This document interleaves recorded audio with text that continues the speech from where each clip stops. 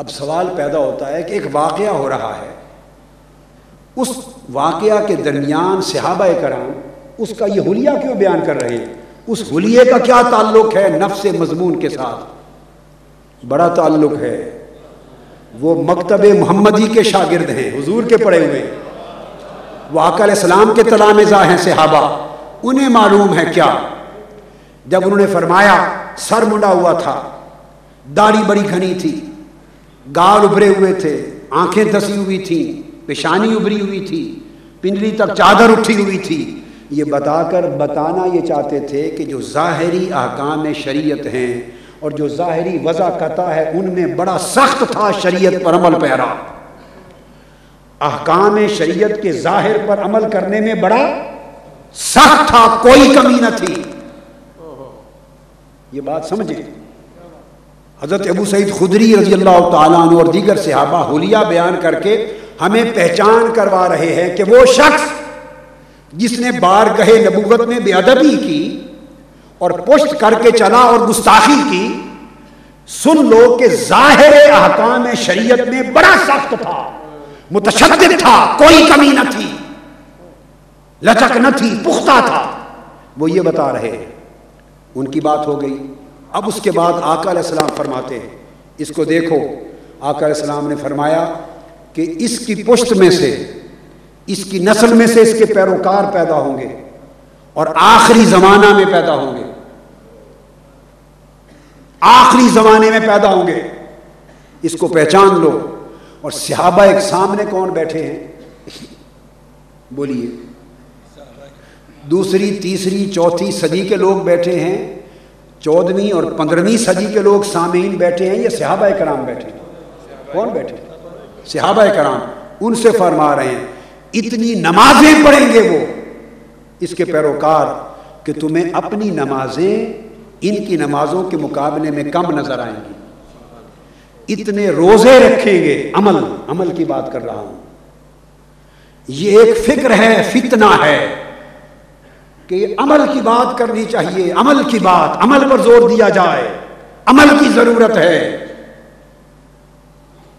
عمل کی بے شک ضرورت ہے۔ امت مسلمہ عمل سے تہی دامن ہے، مگر عمل سے بڑھ کر وہ اپنے نبی کے ساتھ سچی محبت سے زیادہ تہی دامن ہے۔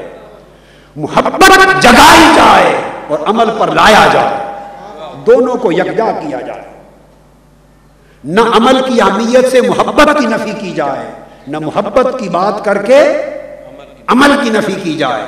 جس ایک کو کاٹیں گے آدھا دین کٹ جائے گا۔ تو آقا علیہ السلام نے فرمایا ان کی نمازیں تمہاری نمازوں سے زیادہ دکھائی دیں گی، اتنے روزے رکھیں گے کہ تم اپنے روزے حقیر جانو گے، اتنے عمل کریں گے کہ تمہیں اپنے عمل کم اور حقیر نظر آئیں گے، اتنی قرآن کی تلاوت کریں گے، قرآن پڑھیں گے کہ تم دنگ رہ جاؤ گے، مگر ان کا قرآن ان کے حلق سے نیچے نہیں اترے گا۔ فرمایا یہ اپنی نمازوں کے باوجود، یہ اپنی کثرت کے ساتھ روزوں کے باوجود، یہ کثرت کے ساتھ اپنے اعمال شریعت کے باوجود، یہ ظاہری وضع قطع کے باوجود ظاہری شریعت کے احکام اور اعمال پر پورے ہوں گے، ظاہراً تم سے بھی بڑھ کر دکھائی دیں گے، مگر ان کے باوجود آقا نے فرمایا یہ دین سے اور ایمان سے اس طرح خارج ہوں گے جس طرح تیر شکار سے خارج ہو جاتا ہے۔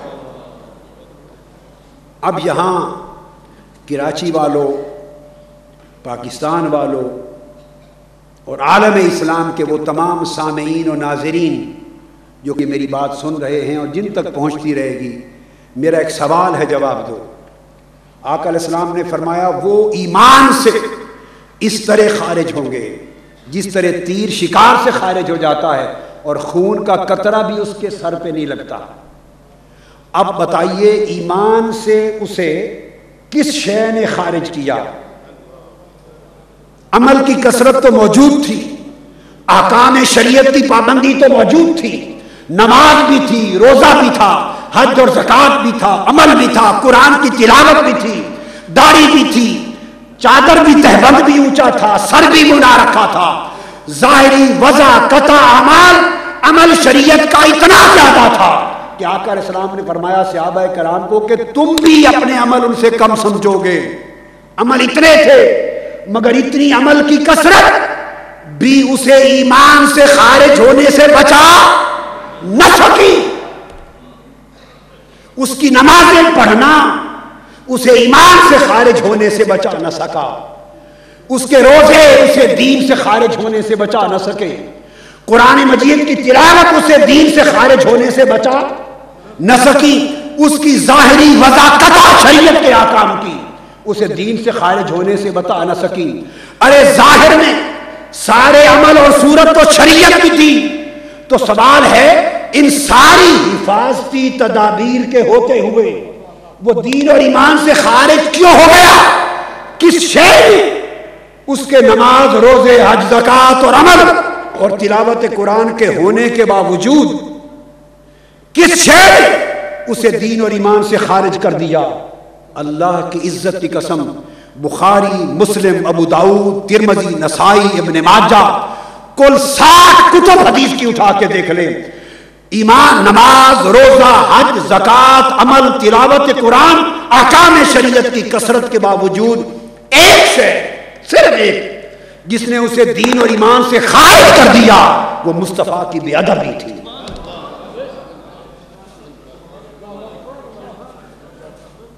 وہ مصطفیٰ کی بے ادبی تھی، وہ مصطفیٰ کی گستاخی تھی. اور بے ادبی کیوں ہوئی؟ کہ دل محبت مصطفیٰ سے خالی تھا. کہ محبت ہو تو بندہ کبھی بے ادبی نہیں کرتا. ارے محبت کرنے والا تو محبوب کے گلی کوچے کے کتوں کو بھی چومتا پھرتا ہے.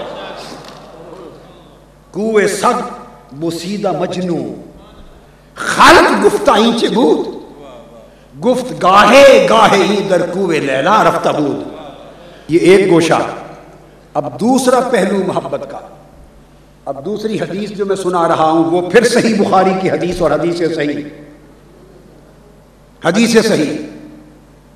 اور اس حدیث کے راوی سیدنا عمر فاروق رضی اللہ تعالیٰ عنہ، اور حدیث بھی صحیح بخاری کی ہے.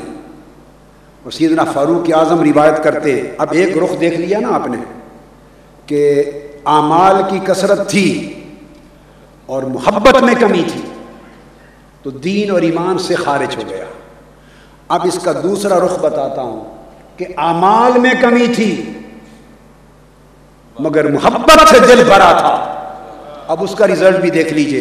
اور اپنے پاس سے کوئی بات نہیں کہتا، مجھ پہ کوئی اعتراض نہ کرے، جسے کرنا ہو اگر اس کا ایمان اجازت دیتا ہے تو آقا علیہ السلام کی حدیث پر کر کے دیکھے. میری ذمہ داری فقط یہ ہے کہ حدیث جو کوٹ کروں حدیث صحیح کوٹ کروں. میں بخاری مسلم کی متفقہ لے دے رہا ہوں. اور راوی سیدنا عمر فاروق رضی اللہ تعالیٰ عنہ فرماتے ہیں کہ ایک شخص تھا آقا علیہ السلام کے عہد مبارک میں، کان اسمہ عبداللہ، قربان جائیں، وہ جس کے پاس عمل کی کثرت تھی اور محبت کی کمی تھی اس کا نام بھی عبداللہ تھا. اب دوسری مثال جس میں عمل کی کمی ہے مگر محبت سے خالی نہ تھا، نام اس کا بھی عبداللہ ہے. وَكَانَ يُلَقَّبُ حِمَارًا، اس کا کام کیا تھا؟ حدیث پاک میں اس کے دیگر کوئی اعمال اور کارہائے نمایاں بیان نہیں کیے گئے. اس کا کام یہ تھا کہ سارا دن آقا علیہ السلام کی مجلس میں بیٹھا رہتا اور حضور علیہ السلام کو تکتا رہتا.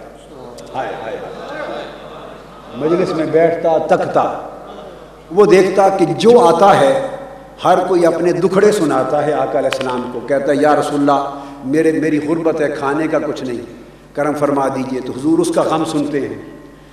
کسی کی پریشانی اولاد کی ہے، حضور اس کا غم سنتے ہیں. کسی کو یہودی اور قرض دینے والے تنگ کر رہے ہیں، حضور اس کا دکھڑا سن رہے ہیں. کوئی بیمار ہے، حضور اس کا دکھڑا سن رہے ہیں.